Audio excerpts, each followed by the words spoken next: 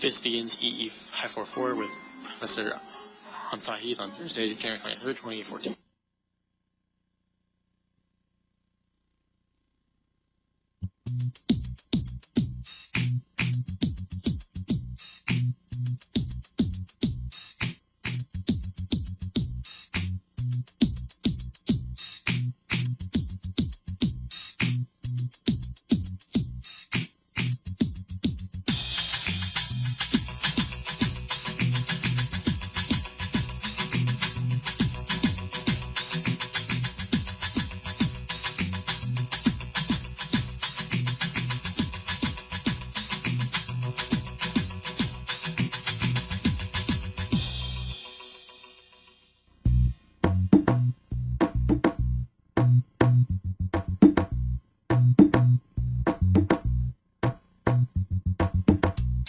Thank you, Jay. Good afternoon, everybody. Let's continue our discussion from last time. There are a couple of charts from the first set, from the overview that I did not have time to go over it last time. I just want to go over it very quickly before we start with the second set. And the first one is identifying what are the problems or the requirements or specifications that are associated with design of any RF wireless system. Any RF wireless system consists of what? You define requirements, you define what? Specifications, we call it a what? A spec. You always start with what? The customer will give you what? Will give you a requirement. He will give you a requirement. What are they looking for? Clear? And some spec you need to what? You need to create a spec. Spec means what? Power amplifier, for example, amplification, power gain is such and such. Frequency of operation is such and such. These are called what? Specifications. Algorithms, what you are going to be doing to do what, for example, modulation or demodulation, all of these are algorithms and parameters that the development team uses to design both the hardware and the software. In any company, by the way, you will see what RF engineer, systems engineer, software engineers, they work together as a group. Does not mean that each one knows exactly what the other one is doing, but they need to have some overall picture clear in their mind so that they can integrate their efforts. So the documentation include what? The system level requirement, the system architecture. One of the first things that you need to decide is what type of receiver or transmitter architecture are you using. Is it super heterodyne? It is what? Is it direct conversion or zero IF? Is it low IF? Is it SDR, software defined radio, and so on? So all of these types of architecture. And then when you design your system, you are going to what? Include the analysis and simulation to see if you have satisfied this spec. If I show you, let me show you, jump here a little bit with me so that you understand what I'm talking about. This is the design flow. I will tell you where the 544 fits in. It's the system specification. You start with system specification. You decide on what? Circuit components. What type of what type of technology you are using. It's whether you are going to use transistor or MOS or something like that. Bipolar or CMOS and so on. So system specifications. Then what? IC circuit components. Then what? You decide on what? You decide on the architecture. Clear? You decide on our architecture, which we'll discuss in the next set of charts, and technology choices, and so on and so forth. You decide on device modeling. Now, in this class, the TA will give you the model. The model for the transfer will give it to you. But in reality, you need to choose the right model for the what? For the application. Then you need to create what? You need to do the CAD simulation. CAD stands for what? The computer-aided design simulation, to verify that you have satisfied all the specifications. If not, look at an angry face. It's not, which means what? You did not satisfy it, then you what? You go back and what? Try to tweak a little bit of the system specification. Clear? Tweak a little bit of the system specifications. Or you what? You change also the what? The device modeling. Use different device modeling, and so on. Now, if everything is okay, then you what? Then you decided to what? To start laying out your integrated circuits and fabricate it and then do some measurements. If everything is okay, you are happy. If not, you need to go back and what, by the way, you might go back all the way. You might go all the way back to the what? To the redesign. In other words, choose different what? Different circuit components or something like that. The worst part, by the way, is this one. Why? Because it means that you went through all of this and then you figure out what? That it's not what? It's not working for some reason or another. You have to go back to here. 544 is this. This is 544. Clear? Which means what? We will choose the type of architecture, we will choose the circuit components, we will what? We will conduct the analysis, both analysis and what? Simulation, circuit level simulation, to see if it satisfies the what? The given specifications. But we will not go over the what? We will not go over the rest. This is on another course on what? On circuit design or circuit layouts and some like. I don't know if there are such a course in USC. I'm not sure of that. Clear? Okay, good. So this is the circuit wireless simulation. Again, developed. I just explained this one to you. By the way, when you perform analysis, you need to perform a trade-off analysis. A lot of trade-off. A lot of trade-off. Increase amplifier power a little bit, decrease noise here, there, and so on. So let me show you a diagram so that you can get the idea. Huh?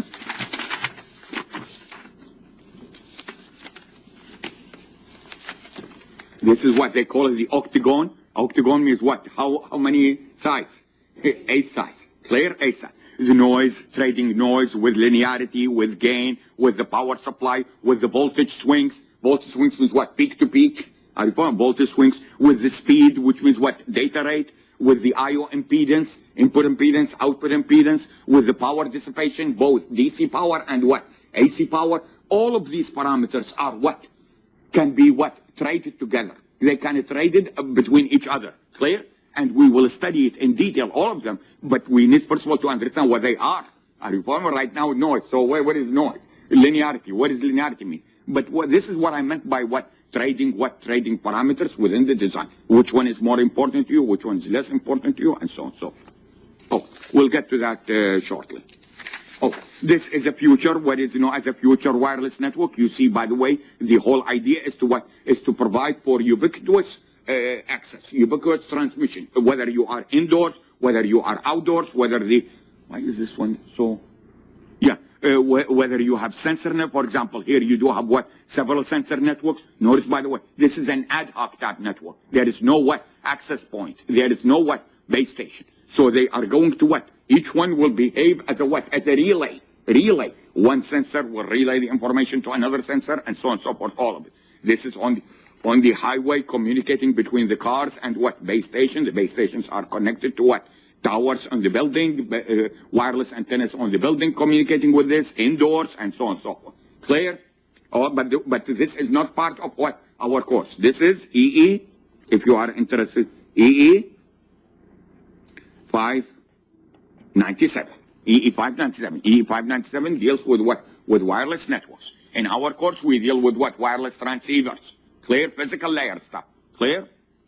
And of course, I encourage you strongly to consider taking this whenever the class is offered. 597.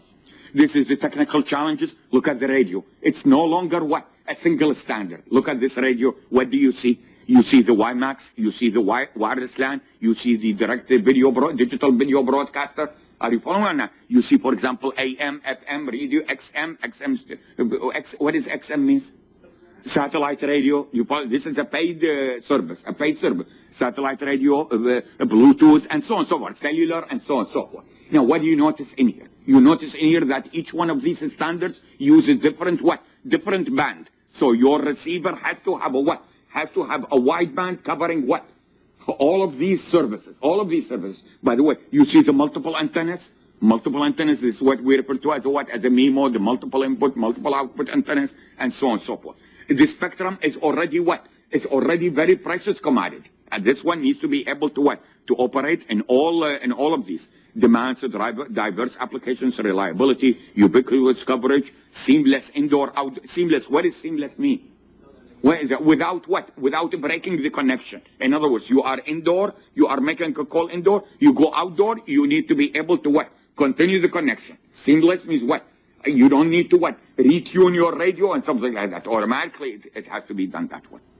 The device challenges, again, the size, the power, the cost, especially the power. Because these are what? Mobile units. These are handheld units. They are not going to be powered from a what? A power supply. Clear? From a power supply. All the power supply coming from a battery. We have multiple antennas, how we integrate them, multiple radios integration, coexistence. What does coexistence mean? Can 2 or more services coexist in the same vicinity without interfering with each other? Clear? All of these challenges are what? Especially in what is referred to as what? A multi-standard. Multi-standard means what? Supporting multiple standards? Yes? Yes? Okay, multi-band means what? Multi-band, when we say multi-band, what does it mean? A single standard that operates in what? Multiple bands. And then collectively we call it what? Multi-mode. Multi-mode means what? Means all of these are I mean, you know, they are multi-standard and what? Multi-band. Clear? All of these challenges faces the RF engineers to worry about all of them. And we will study them in detail as we move along. One possible solution is to do what? Is to do the reconfigurations of your radio via what? Software. You follow me on now? Via software. Now, what do? When we do, in other words, replace all of this by what? By a series of A to D. What is A to D stands for? Analog to digital converter. The problem with, by the way, what is involved in analog to digital converter? What are the three steps? The first step is what? Sampling. The second one is what? Quantization. The third one is what? Encoding. Now, what is the problem? The problem is that where are you going to put this AD? A pure software radio. A pure software radio. Notice what word did I did not use? I did not use defined. A pure software radio, those A to D are connected to where? To the antenna.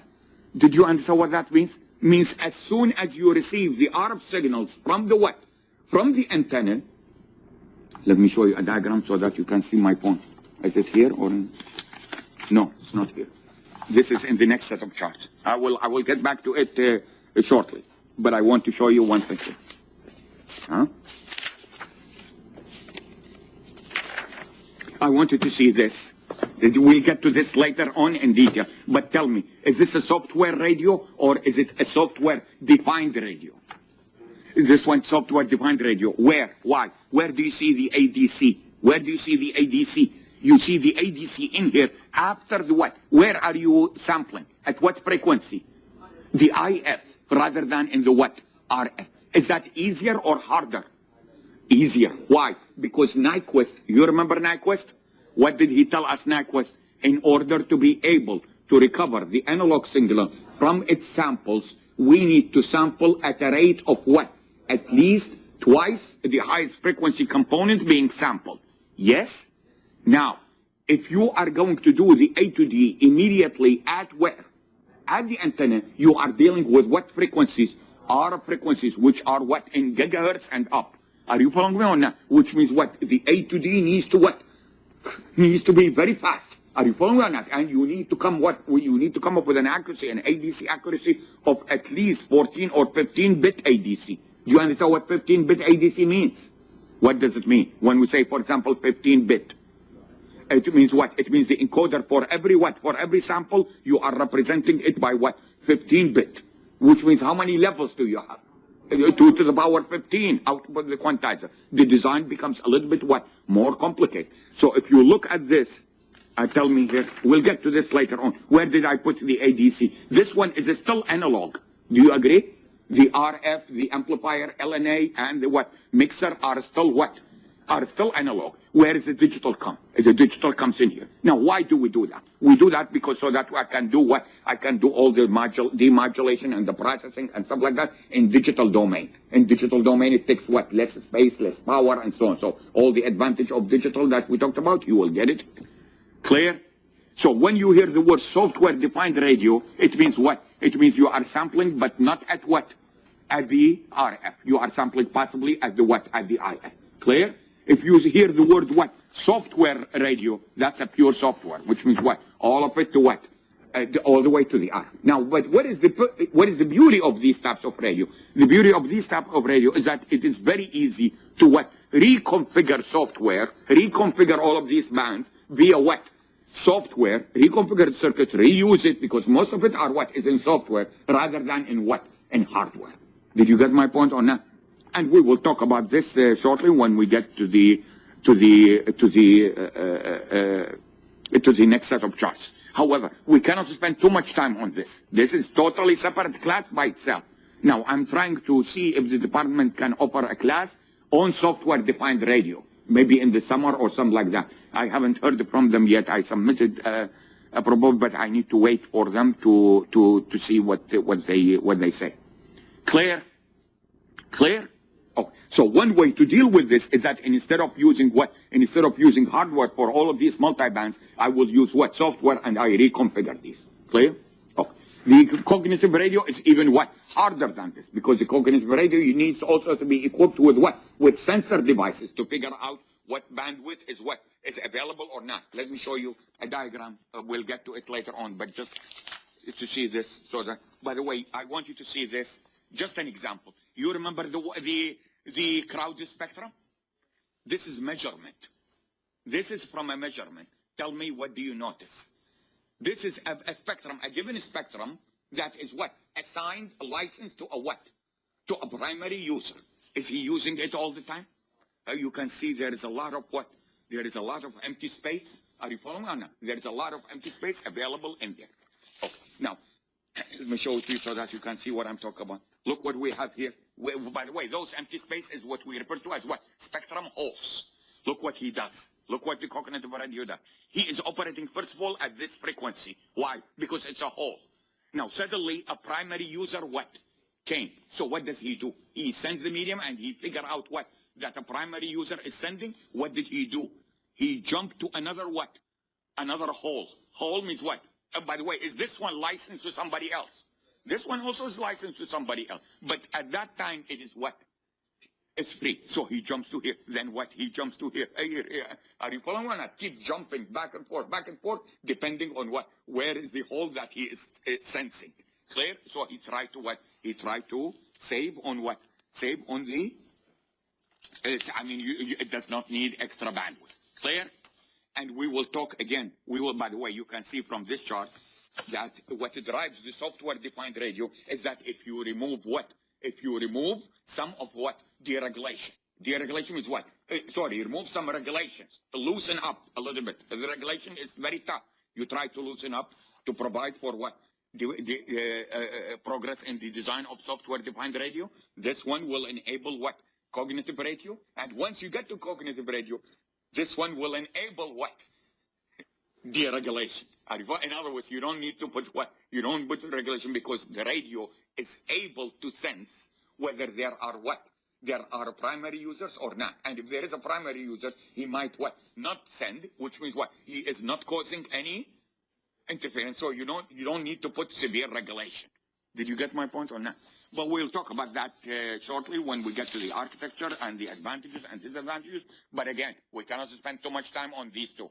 The emphasis will be on the actual designs. Clear? Not software design, but hardware design. Clear? Oh, now, evolution of wireless systems. You already know about these, the 3G and the wireless LAN. By the way, currently, the wireless LANs, the 54 megabits per second, the 802.11, 802.11G. Yes? Now, I want you to remember always, whenever they talk about 54 megabits per second, is that for a single user or aggregate?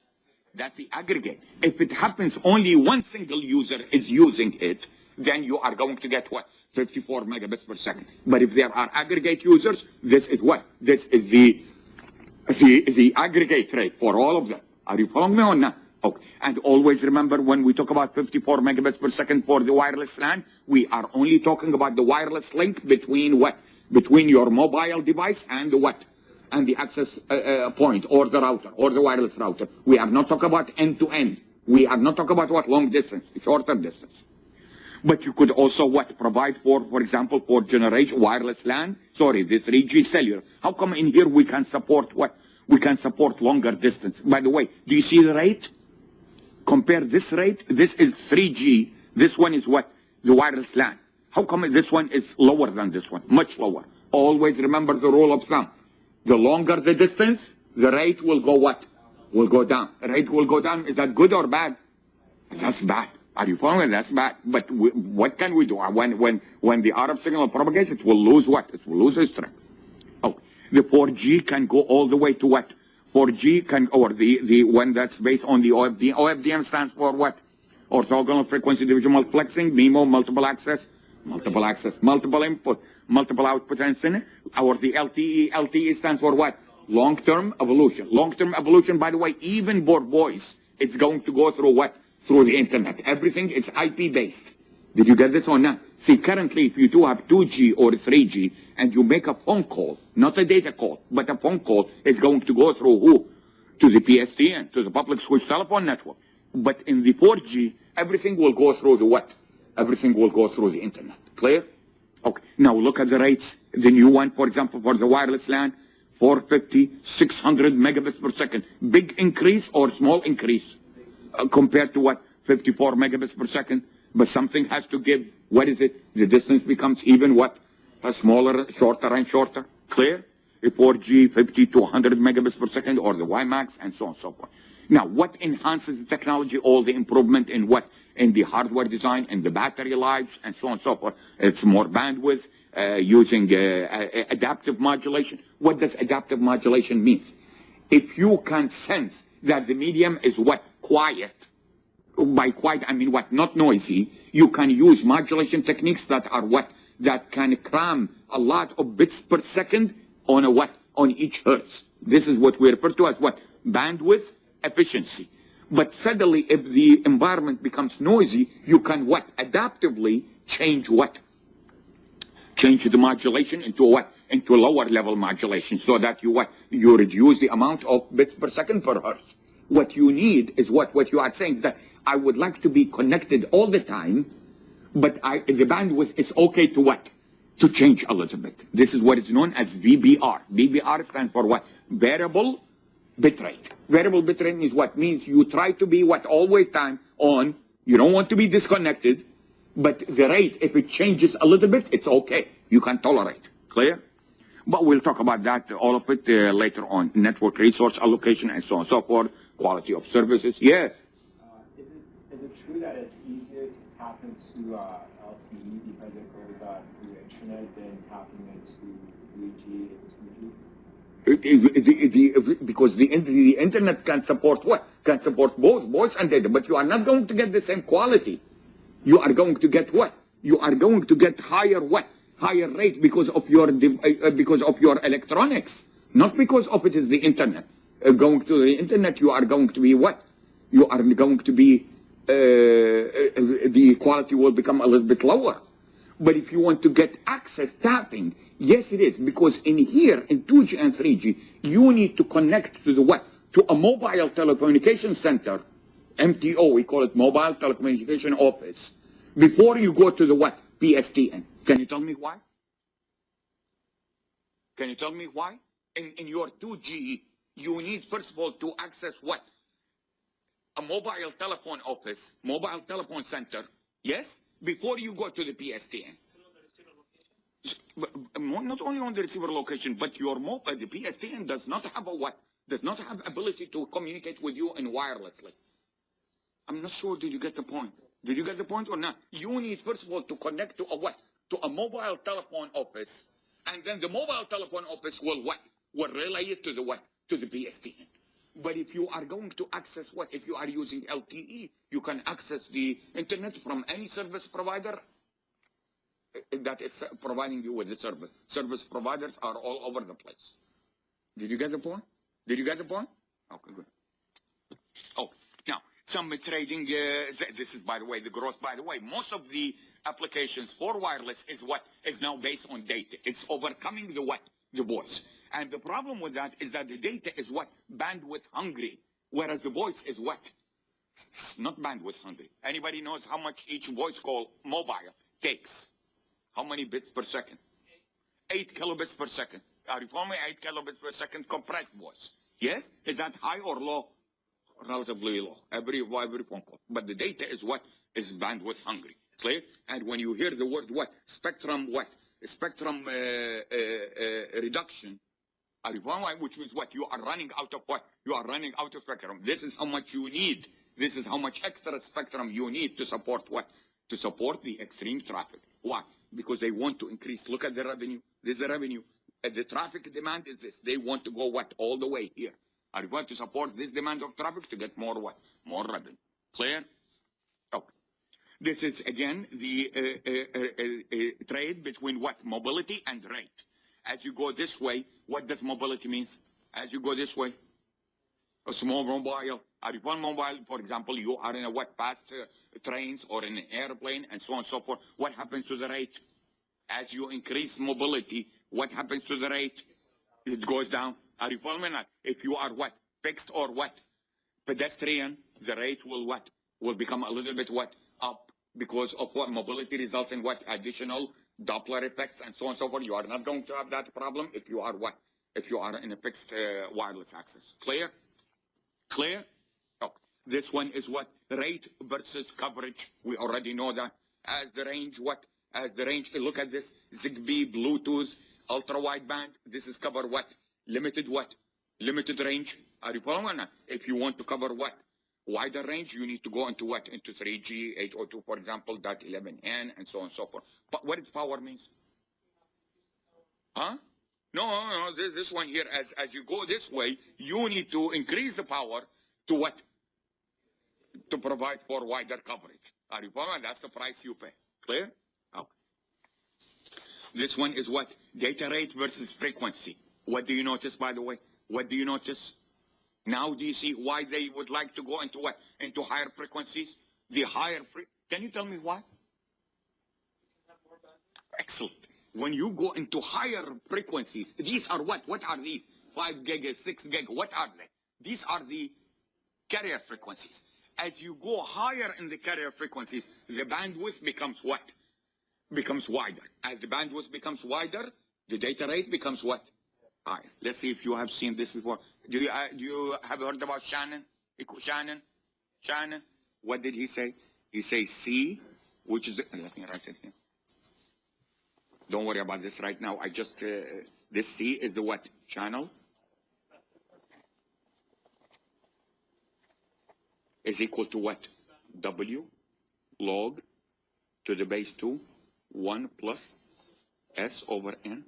And what did he say? He say you can transmit at any rate. You can transmit at any rate reliably. Reliably with probability of error approaches 0, as long as as long you don't exceed the channel capacity. And what does the channel capacity depend on? It depends on the bandwidth. That's the channel bandwidth. W is the So to increase the capacity, what do I need to increase? Bandwidth. A larger bandwidth means I can transmit at a faster rate. What else does it depend on? Signal to noise ratio. Why? The log is a monotonically increasing function. So as you increase the argument of the log will also increase, increasing the signal to noise ratio. Now, can I increase the signal power indefinitely? No, but can I, ingenuity of an engineer, whether it's a system engineer or RF engineer or whatever, can you reduce the amount of noise?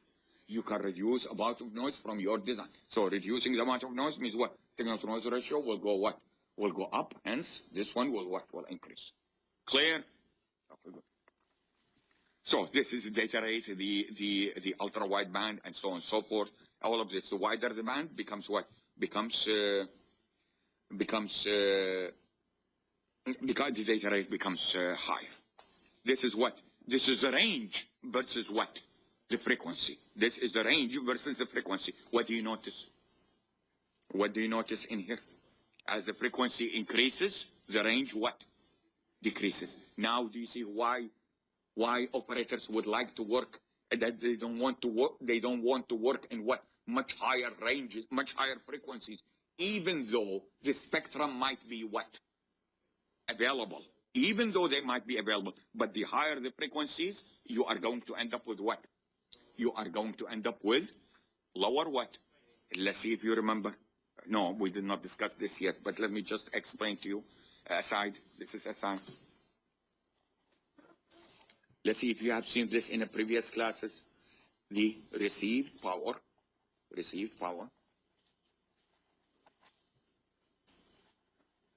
is equal to PT. What is PT? Transmitted power times GT.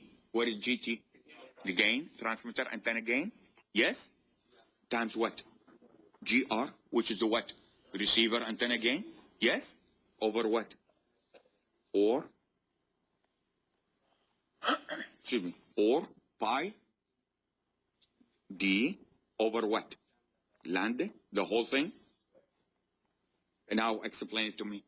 By the way, anybody knows what this equation is called? Somebody said it correctly? Friss equation. That's the Friss equation. We'll talk about that in detail shortly. And then from it, by the way, we will understand how we create link budgets and designs and so on and so forth. Okay, so one more time. PT is what? Transmitter power, transmitter gain, antenna gain, receiver antenna gain. Yes? D, distance between who and who? Between the transmitter and the what? And the receiver. Now in here, by the way, later on we need to see, now if we do have a base station like this is a base station, and this is a mobile station. Is the distance from here to here, or is it the distance from here to here? These are not the same distances, but we will study this later on. But did you get my point here? Is the distance horizontal on Earth, or is it antenna to antenna? Okay. Now, where is it? What is D? D is the distance. What is lambda? Lambda is the wavelength, which is what? Lambda equal to what? C over what? F. Yes? Now, let's see what happens here. As you increase F, what happens to the lambda? Decreases, decreases, increases, decreases. Which means what? The coverage becomes what? Smaller and smaller. Because the received power what? Now, why, I mean, why do you let it decrease? So what? Remember what I told you last time? We'll study it in detail short. A parameter of RF design is what is known as what? Sensitivity. Sensitivity, sometimes they call it what? MDS. Anybody? Anybody? Minimum. Very good. Minimum detectable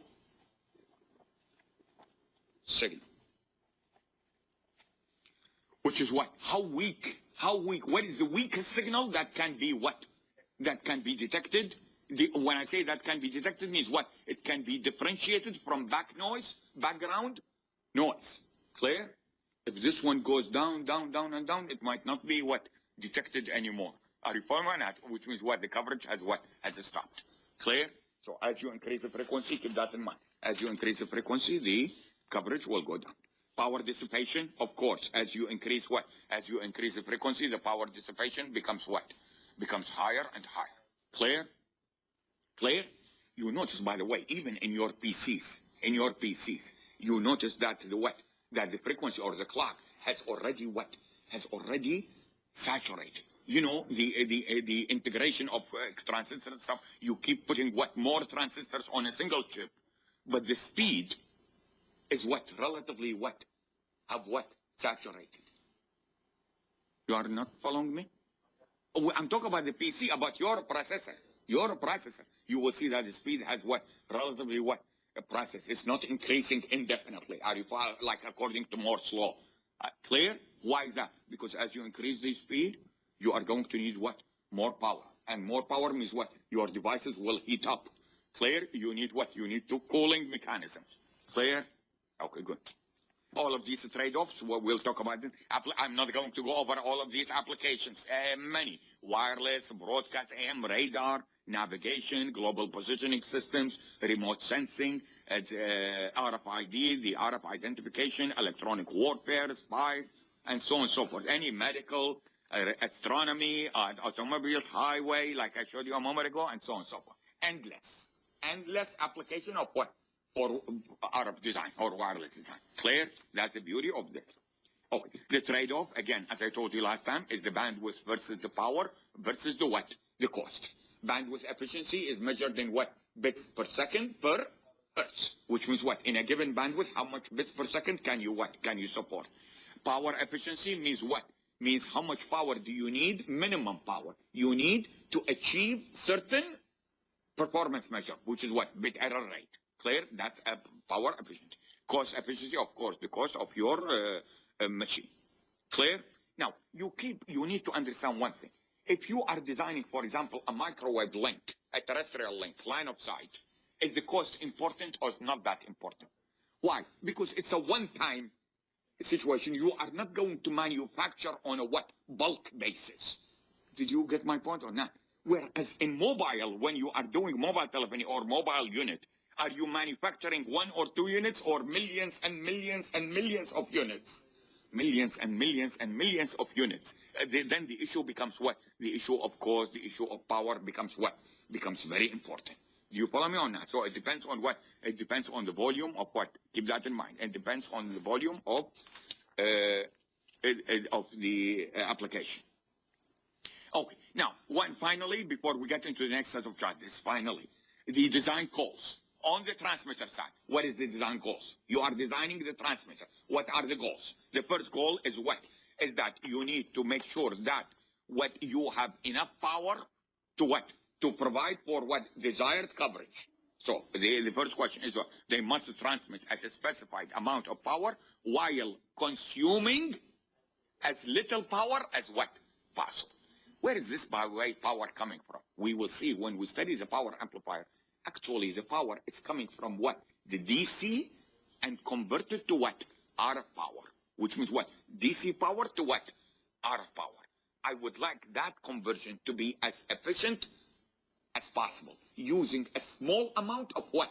DC power to generate the desired RF power. And I don't want what? A lot of loss, because loss means what? Heat. You want dissipated heat. Clear? Okay. So they must transmit at a specific amount of power, and they must not what? Interfere with transceivers operating in the vicinity. Clear? Adjacently. What does that mean? To make sure that your what? Your spectrum is confined within the desired band. The time Clear? is 16 o'clock. Okay. As the receiver, we deal with what? Several issues. By the way, you notice what did not deal with at the transmitter? I don't worry about what? Interference. Yes? I don't worry a lot about what? Noise. Clear? Now, would there be noise at the transmitter? We will see that one of the noise at the transmitter will be generated by the local oscillator at the transmitter. We will call it what? Phase noise. Clear? But in general, these problems results from where? Results from the receiver, at the receiver side. Clear? At the receiver side, I worry about it. Oh, so with the receiver side, what do I need to make sure the design goals is that they must be what? Very sensitive to what? To detect small input signals. The signals are what? Received weak. The receiver needs to be what? Sensitive to them. Clear? Sensitive input signals, probably as small as what? 1 microvolt. The receiver sensitivity, of course, is limited by what? By the amount of noise generated by the receiver and outside. In other words, source of the receiver noise is both. They must reject interference from what? Outside the desired channel, within the band and outside the band. Within the band and outside the band. Co-channel interference,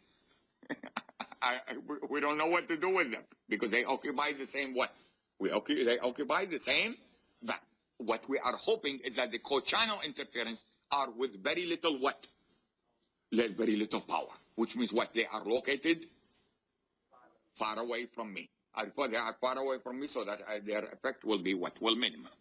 And of course, they must consume as what? As much or as small power as possible. We already went through this. Okay. Clear? God, it took us a lot of time to get to the overview. Now, let's get into the architecture. Not again, just overview. Before we get into each one of them, we need to understand each block of that receiver or that transmitter. What are the specifications? What are you going to be given? Clear? What are you going to be given? Oh, so the transceiver architectures. Again, the demand is for what? Low cost, small size, multi-standard, multi-band, like I told you a moment ago, low band, low power transceivers, and so on. So the RF interface. When you hear where is the RF interface, look at this diagram. The RF interface. We have the RF section and the what? The baseband section. Where is the baseband section here? This is the baseband section. We call it what? Backend. Everything here is what? Is digital domain. Including the demodulation, decoding, decryption, and so on and so forth. Demultiplexing. All of these processing is done in the what? In the digital domain. This is the front end. Attached to the what? To the antenna. Antenna is, for example, 900 megahertz to 5 gigahertz, whatever the case might be. What is the user end here? The user end will what? Will prepare the signal here to something which is more suitable to what? To the end user. Clear? Like, for example, a loudspeaker or what? TV screen in cases of videos and so on and so forth. Clear? Okay. So, remember, by the way, when we talk about baseband, what are we talking about? The spectrum is what? Around what? Around zero. Question, does it have to be symmetric around zero? Does not have to be symmetric around zero. However, it is much smaller than what? Than the RF band. Clear? Much smaller than the RF frequencies.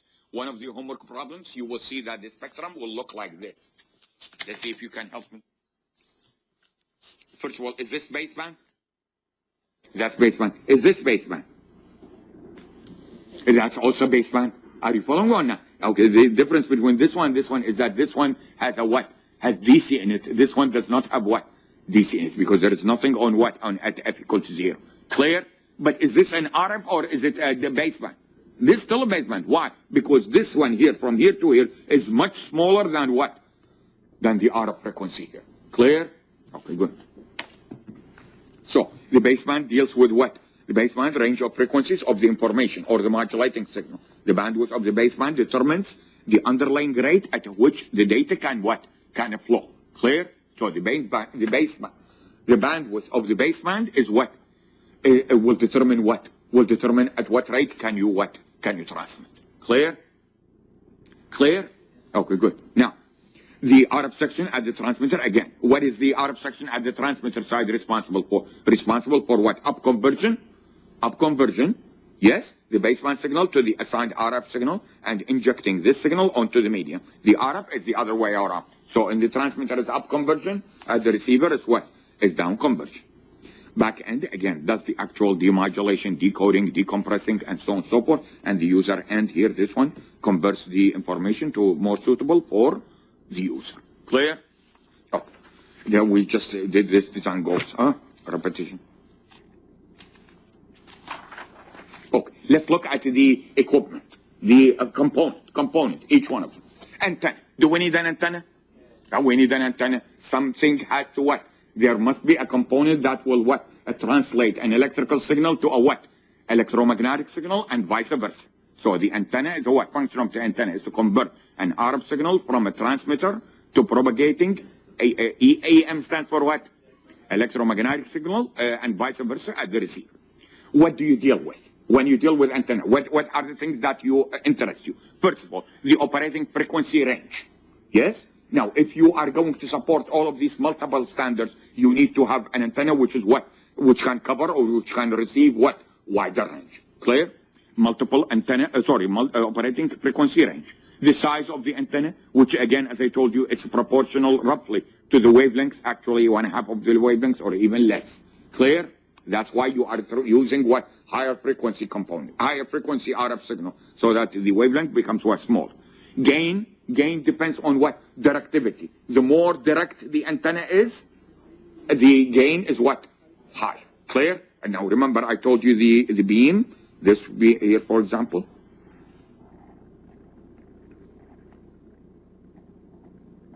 This is called what? This is called the main beam. These are what? Side lobes. And these are what? The back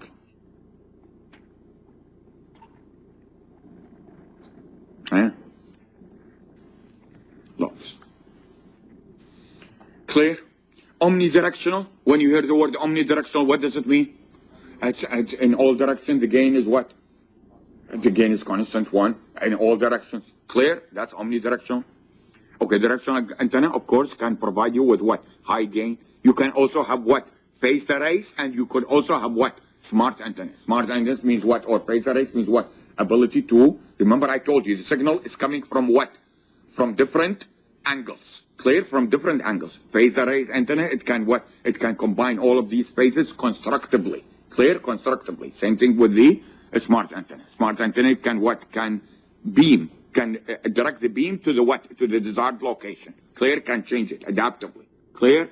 Oh, and we will study this, but again, as I told you, this is a separate course. This is EE, but I forgot the number. 570?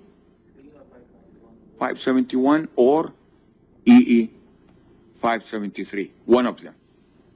One of them. And if you are really interested in RF, you should consider taking this class. And that's part of what? That's part of it. Filter. This is, by the way, another course, which is EE 541. Anybody taking this class? This is it. In other words, 541, only this. He does not look at, the course does not introduce you to the overall picture. Only what? Only the filters. Clear? Okay. Now, the filter is a how many port? We say what? 2-port device. What does it mean when we say 2-port device? Has an input and a what? An output. Clear? A 2-port device means has an input and an output. What is it? But by the way, where do we use them? Only at the transmitter or all over the place? All over the place. At the transmitter side and at what? Receiver side. Always remember, after a mixer, you need to have a what? You need to have a filter. No other way around. Okay. Different types of filters. What do we have? Low pass filter. These filters passes what? Low frequency components and reject what? High frequency components. Clear?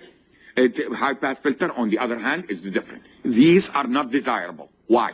High pass filters are not desirable. Remember what I told you. High pass filter passes what? High frequency component. Why are they not desirable? Noise occupy what? The entire what? The entire spectrum. If you are passing what? High frequency components, a large percentage of the noise will what? Will go through the filter. Clear? It's better always to use what? To use low pass filter instead of the high pass. Band pass filter, it passes what? A certain range and reject all others. Band reject filter or a notch filter is the other way around. How do you sketch the characteristic of a notch filter? This is a notch filter. What is this? This is an F? What am I sketching? No. What am I sketching? What is this? What do I write in here? That's H of what? F. This is the frequency response. Okay, and what is it?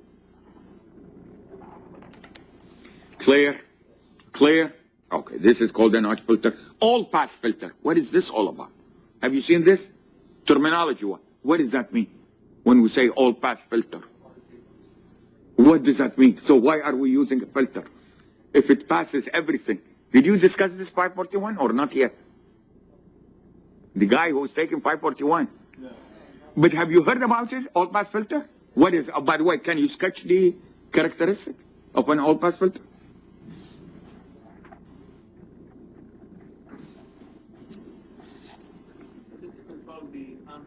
No. The amplitude is what? The magnitude response, this is the magnitude response, is what? Constant, which means what? The amplitude is not going to what? Change. So what is going to change? The phase. The phase. An all-pass filter will alter what? Will alter the phase of the input what? Of the input signal. Clear? The phase will be altered.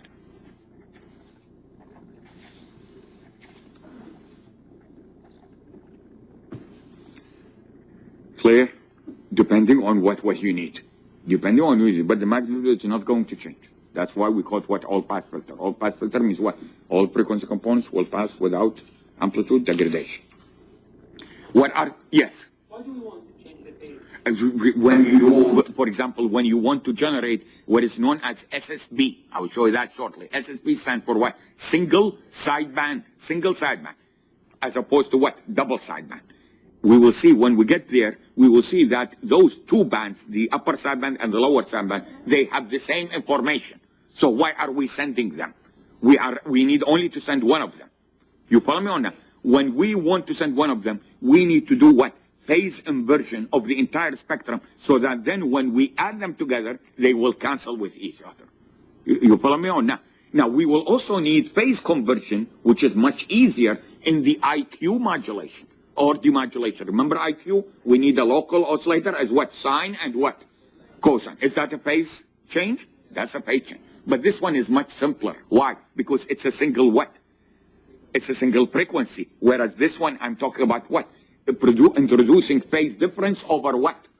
Over all frequencies of interest. Clear? That's the challenge. But we'll talk about that shortly. Please be patient. Now, what are the specifications of the filter? What do you specify in a filter? Let's see if you are familiar with this. Passband gain. What is that? What is that? Passband gain. By the way, it's in what units? In dB. Yes? Let's see if you can help me. Let's assume that this is a what? What type of a filter is this? Band pass filter. And let's assume that this is what? The center frequency. Yes? Where is the passband? This is the passband. Agree? Where is the gain? Now you might tell me, why is there a gain? It's a filter. The filter does not need to be a what? A passive filter. It could be a what? An active filter, which means what? It's actually an amplifier, but it's also providing for what? We call it a what? A tunable amplifier. Clear? It provides gain, but it also provides what? Channel selectivity. It select a certain channel. Clear? So when we say, for example, if this is the band, we will say that the passband gain or the maximum is this one, or the variation. Clear? The variation. It's in dB. Insertion loss. What does that mean? Insertion loss. When you put what? When you put the filter into the chain of blocks, you have a chain of blocks. When you insert the filter, that filter will introduce some what? Will introduce some loss. Because of what? Because of mismatches. Do you understand that or not? Mismatches. Now, we will see shortly when we talk about matching circuits, we will see that most of the matching circuits actually are what? Are LC circuits. LC circuits means what? It does not have what? Resistances in it. But that's easier said than what? Done. Because those inductors and capacitors already have what? Parasitic resistances in it. Did you understand that or not? And when do they have that? That will provide for what? Insertion. And it's also in dB. Clear? Okay. Out of band attenuation. What does that mean? Where is it here? Can you show it to me? Out of band. This is this attenuation. Clear? Okay. Cutoff frequency. What is that? The 3 dB, for example, cutoff frequency. Clear? The 3 dB. What does the 3 dB mean? 3 dB is when what? When the magnitude response fall to what? 1 over square root of 2 of what? The maximum. You notice I did not say 1 over square root of 2. I said 1 over square root of 2 of the what? Of the maximum. Everything is relative to the maximum. If the filter happens to be a passive filter, then the gain, maximum gain is what? Is 1. So we say what? The 3 dB is what? Is 0.707. Clear? Okay, keep that in mind. The bandwidth, how do I measure the bandwidth here? For this one, the bandwidth is, for example, F high 1 minus, F2 minus what? Minus F1. We call it what? A 3 dB bandwidth. That's the 3 dB bandwidth. Some people define bandwidth of a filter as what? The range in which what? For example, 90% of the input energy will pass through. You follow me or not? Yes or no? So you need to figure out what? How much bandwidth, where is the spread in the frequencies around the carrier frequency, such that 90% of the energy of the input signal will go through. Clear? Okay.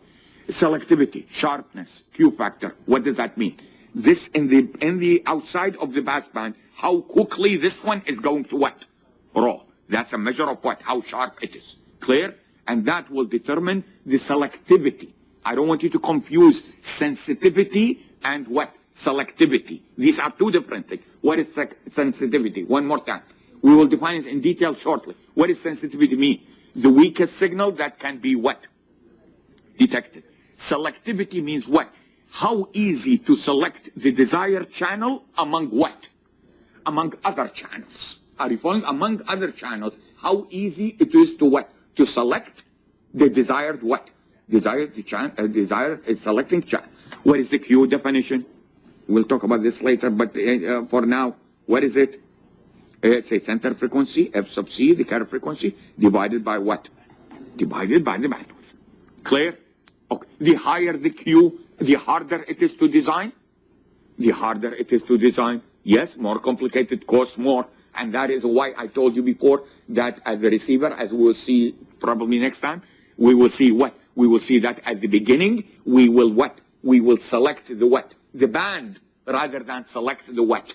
The channel. We will leave selecting the channel to the what? To the IF, or even all the way to the what? To the baseband. At the beginning, we select the what? We select the band so that the Q is what? Relatively small. Clear?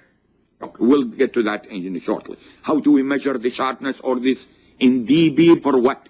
Octave or dB per what? Decade. Question. What is dB per decade means? What does decade means? That means the frequencies are separated by what? 10. So for example, F is equal to what? 10. Another decade is what? 100, 1,000, and so on and so forth. Octave.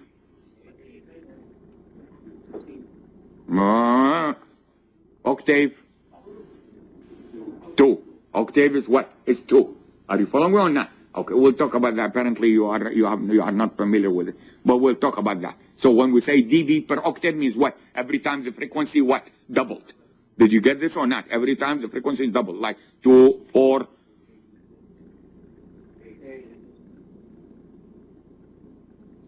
16. Are you following me on that? So on and so forth. Clear? Okay. Amplifiers. Did you understand the filters? Okay. With our interest, by the way, in this course will be only primarily on the bandpass filter and the what? And the low-pass filter. And those are the only components that we will not design. That's a separate course. You follow me on that? So whenever we use a filter, I will just write a block diagram. That's a different course. You need to take the other course. Clear? Okay. It used to be, by the way, these two courses used to be offered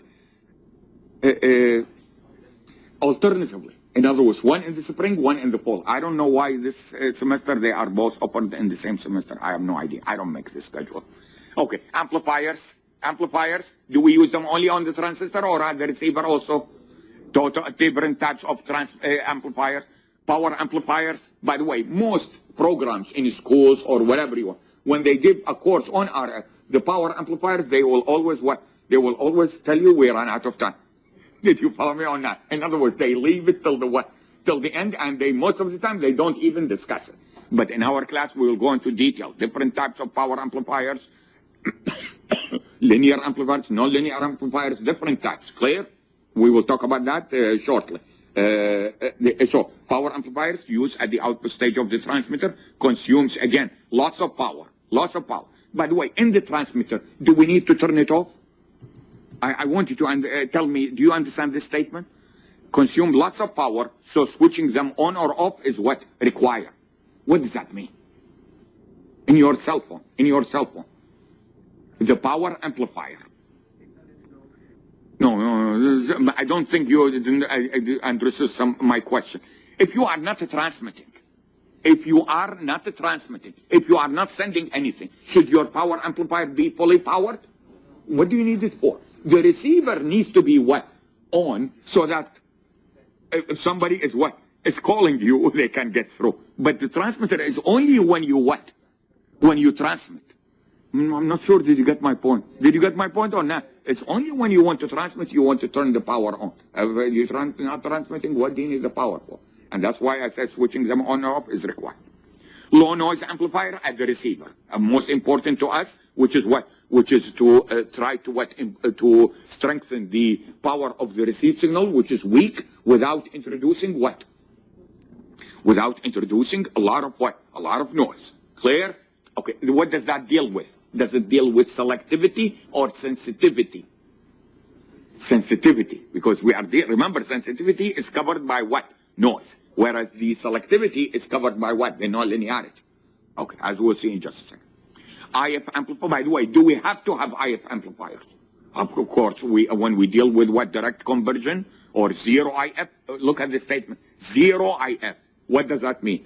Zero IF means what? You go directly from RF to what? To the baseline. So you don't need IF amplifier. But if you need IF amplifier, if you do have an IF stage, you need a what? You need an IF amplifier. Remember what I told you last time, or maybe before.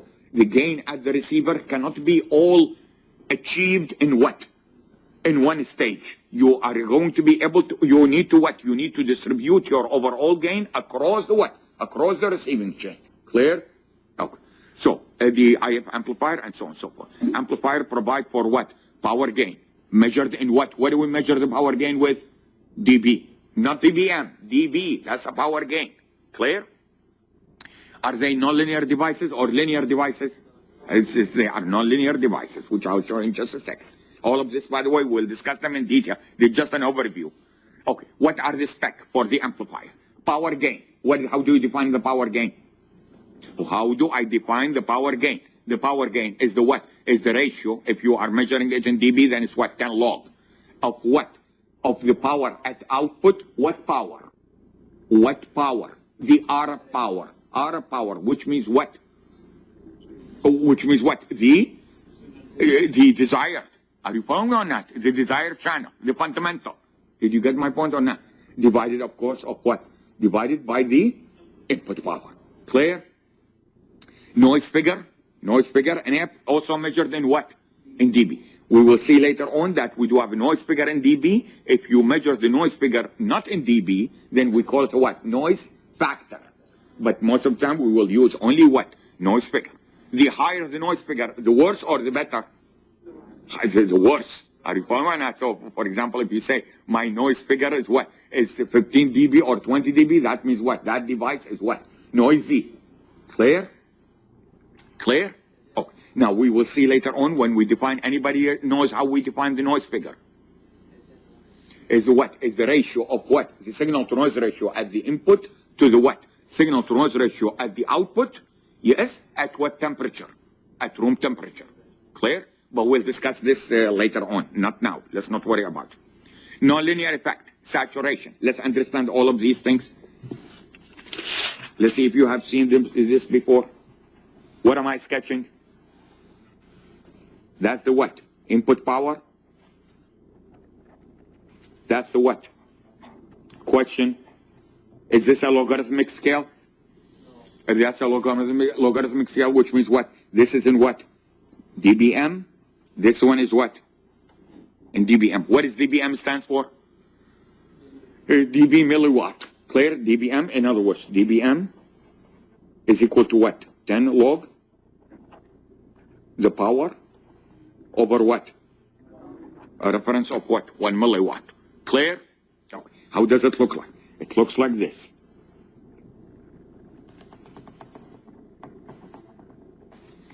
Clear so far? Okay, where is the saturation? This is the saturation here. Yes? Notice, by the way, there is a possibility even that it will go into what? Into compression. Did I show you this last time or not? It's a possibility that it will go into compression. Let's not worry about that. That's the saturation. Now, what is the first one that we are interested in? 1 dB compression. 1 dB compression. How am I going to denote that? P1C. P1C means what? 1 dB compression. Units? No. The dBm. This is a power. Are you following me or not? This is the power. What does that mean? What is this? What did I sketch? That's the linear portion. In other words, if my amplifier is what? Is linear, then it would be like what? Like this. Clear? Okay. I want you to see this. And I want you to see this. This one. Yes? So the deviation from the linear to the what? Saturation. Once this one becomes what? 1 dB, then we call this one what? We call this one as if whether, by the way, whether you look at it from the input or whether you look at it from what? From the output. Clear? What is this? From here to here. What do I call this one? That's the what? The power, 1 dB power compression as what? From where? From the input side. But on the output side, where is it? Clear? Clear? So the compression is what? 1 dB deviation from what? From the linear. Clear? No response. Okay, good. The higher this one is, when I say the power 1 dB deviation, the 1 dB compression, the higher it is. In other words, this point is what? Is here somewhere. Yes? What is that an indication of? The amplifier is what? Relatively very linear? Relatively very linear. Are you following me or not? Okay. Now, harmonic distortion. What does that mean? What is harmonic means? What is harmonic means? Harmonic means what? N, F0, F sub C, sorry, F sub C. Where N is equal to what? N is equal to 2, 3, 4, and so on and so forth. Clear? Okay, and when we say distortion, what is the units? Harmonic distortion. What is the units? dB, not dBm.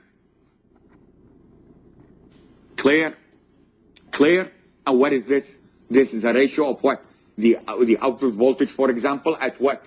At the second harmonic divided by what? Divided by what? Divided by the fundamental voltage. Clear? Okay, we'll talk about that again shortly.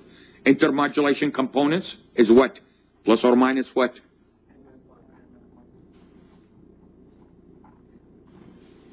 Clear? Okay. IIP. What does IIP stands for? Intercept points. Let's see what we have here. I'm going to sketch another curve here and tell me what am I sketching. What is this? Now, I want you to see this. By the way, this is linear here. This actually shaded, so it's not sketched. It's not sketched to scale. One second, one second. What can you tell me about this one and this one? No, this one is not very clear. One second. I messed it up.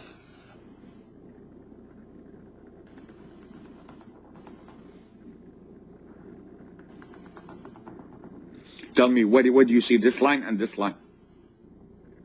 Which one has the higher slope? This one or this one? This one. This is the what? This is the third intermodulation power. This one is the what? The desire or fundamental power. By the way, it's as measured where? As measured at the output. Did you get this or not? Okay. Now, if this corresponded to the linear, yes, and this one also the linear portion, will they intersect? They will intersect. Did you get my point or not? What does that mean verbally? Verbally, what does it mean when they intersect? They intersect means what? Means the power in the fundamental component, which is the desire. The power in the fundamental component and the power in the what? Third order intermodulation components are what? Are the same. Did you understand what I just said or not? This power, we call it what? IIP3. What is the first I? The first I means what? Input. This is relative to the what? To the input.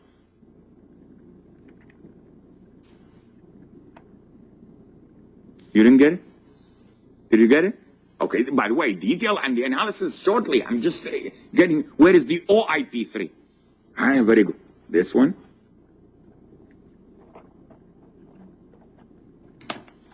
Did you get it? Question number one. Are they related? What is the relation? In other words, what is OIP3? Units. No. The intercept point is not in dB. In dBm, it's power. Clear? This one is what? Can you tell me? IIP3?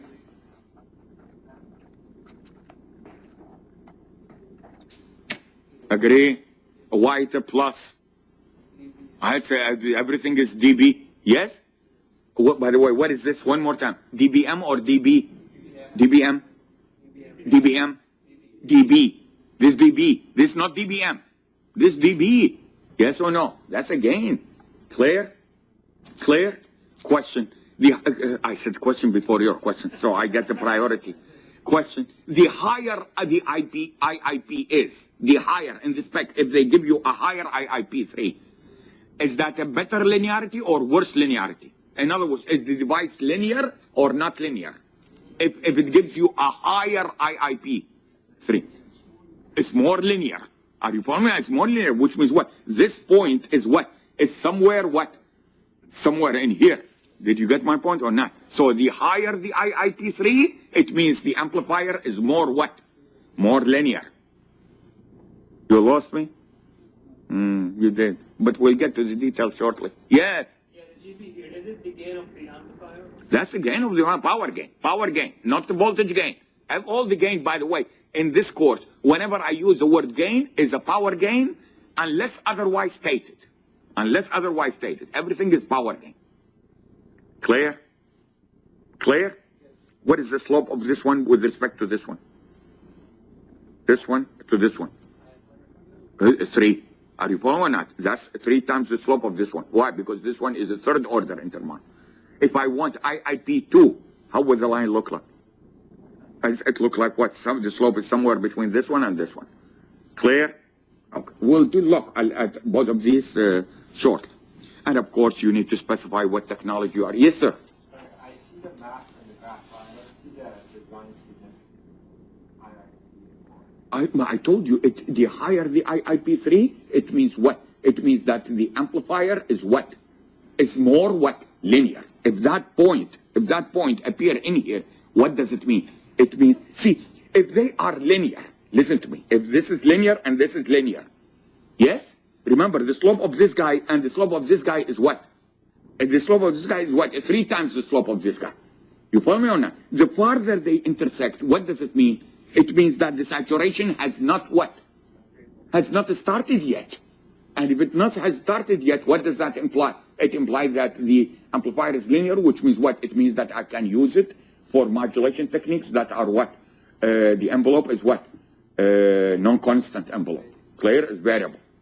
Clear? Now, we will put all of these together. Right now, I just want you to be familiar with the buzzwords. You think this is it? We are going to be looking at how we use it in the equation. Right now, I just want you to understand. If people talk about IIP3, I don't want you to say, huh? What does that mean? Did you get what it means?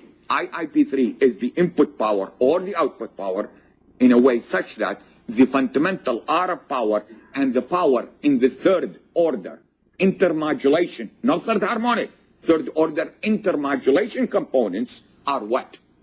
Are equal. Clear? They are equal. That's the IIP3. Intercept. The II, input, intercept point, input. Input means what? It's relative to the input. Input, intercept point, which order? Third order. Clear? Okay. By the way, I thought you might ask the question, why is this one, the slope of this one is 3 times as this one?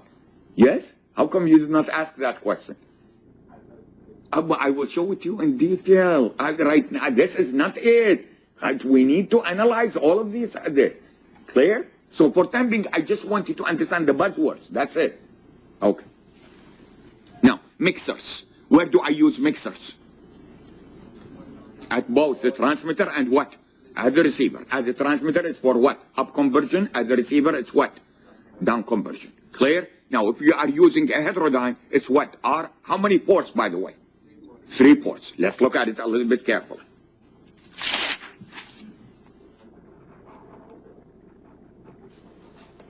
Okay, let's look at the receiver. The transmitter is just the opposite. Let's look at the receiver. What is this port? This is called the what? RF port. What is this? This, the local oscillator. And what is this? IF port. Clear? 3 ports. Yes? Yes? Okay. Now, is the IF constant? Yes. The IF is constant. Is this one changing? This one changing, which means this one also is what? Changing. The difference between, in other words, what is the relationship? By the way, let's see if you help me here. Is the local oscillator greater than the RF power? The RF frequency or lower? No, I don't think you got my question. Concentrate. Let's take an example. Let's assume AM. What is the range of AM? AM. Amplitude modulation, AM radio. The range is roughly what? 600 to what? 1600 kilohertz. Roughly. 600 kilohertz. What is the IF? 455 kilohertz. Yes? Okay. Now, remember, mixer is going to generate what? What is the mixer? Is ideally, what will he generate? The sum and the difference. Why did I say ideally? Because in reality, it's going to change. It's going to generate what? Intermodulation components. Are you following or not? By the way, it will even generate harmonics. Is this a nonlinear device? Mixer? It is a nonlinear device because it's generating a new frequency component. Clear? So ideally, it will generate the sum and the what? And the differences. And of course, it must be followed by what? By a filter to select either the sum. You select the sum at where? At the transmitter side, and you select the what? The difference at the receiver side. How we accomplish this? Either by what? Nonlinear device, or by using a what? A time varying element. What does it mean when I say time varying element? Switching. The mixer will what? It behave as a switch, on, off, on, off, on, off. Are you following me or not? I will show you how we'll 5 minutes left, Professor. Question? Oh. Yeah, thank you. We just started. So, I need you to explain to me one thing here.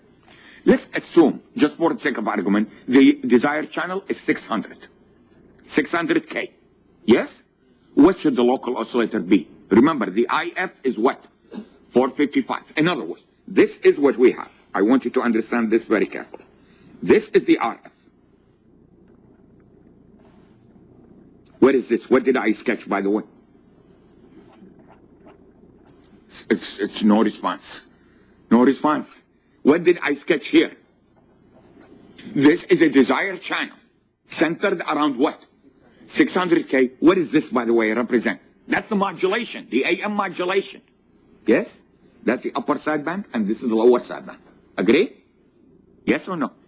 I want to shift this spectrum to where? IF, which is what? 455. 455. Yes? What do I use the local oscillator? That's the question I asked you a moment ago. Should the local oscillator be higher than this or what? Lower than this. By the way, both will work. Both will work. Do you agree? But I need you to understand the difference between them, because that is one of the decisions that you need to make when you design your RF transceiver, which is the following. If FLO, what does FLO stands for? Local oscillator, is greater than FRF. First of all, I want you to understand the terminology. We call it what? High side injection. Do not forget this. They ask about this in interviews and stuff like that. High side injection means what? Means the local oscillator at the receiver is higher than what? The RF. Yes? In this case, what should it be? In this case, in AM, what should it range from? Your oscillator, your local oscillator. In our example, I'm still waiting. It's what? 1015 all the way to what? Are you losing me or not? What is this range? When I write this range, what is that? That's the local oscillator range. That's the dynamic range of what? Of your oscillator, or the tunable range of your what? Of your VCO. Agree? This is called what? High side injection. Low side injection.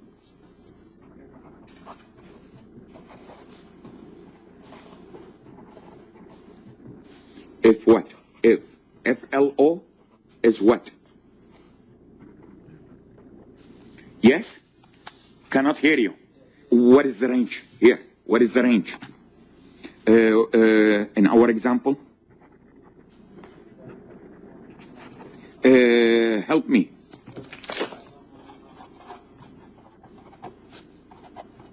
$145 to what? 1,000 and what? 45 kilohertz. Agree? Okay, what is the difference between them? Whether do you use high side or what? Low side. Can you tell me what advantage, disadvantage? Let's look first of all at the what? At the tunable range of your VCO. If you divide the high frequency over the low frequency, if the number is small, it's easier to design the what? The VCO. Did you understand what I just said or not? This is the range of what? The synthesizer. Yes? Divide this by this. What do you get? Approximately how much? 2. Divide this by this. How much do you get? Roughly what? 8. You follow me or not? This one is easier to design than this one. Did you get my point? Okay. But the major point in here is the following. This is now the local oscillator.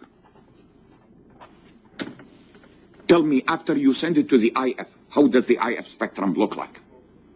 Will it be folded? Will it be folded? I'm not sure. Did you get my point?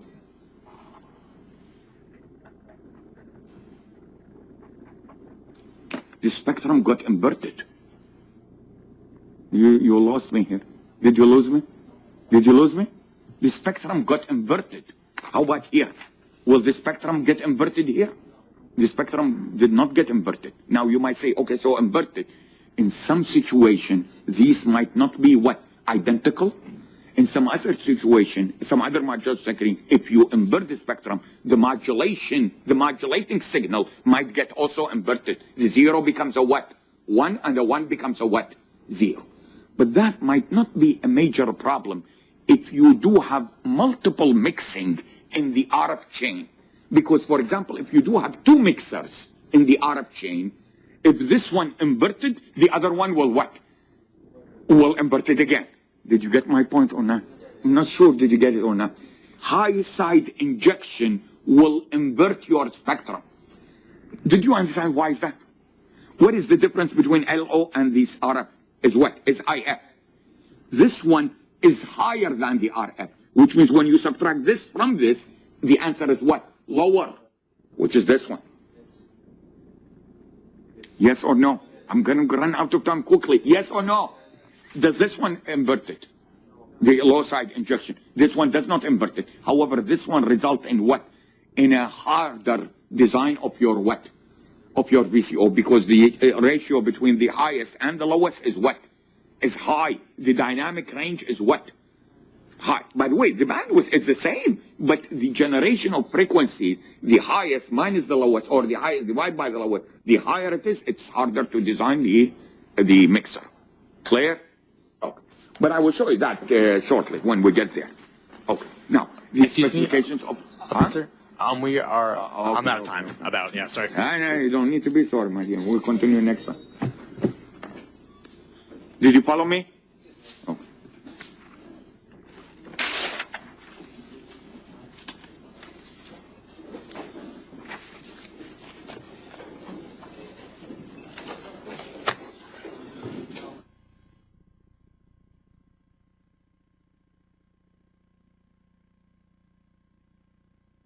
This concludes EE 544 with Professor Zahid on Thursday, January 23rd, 2014.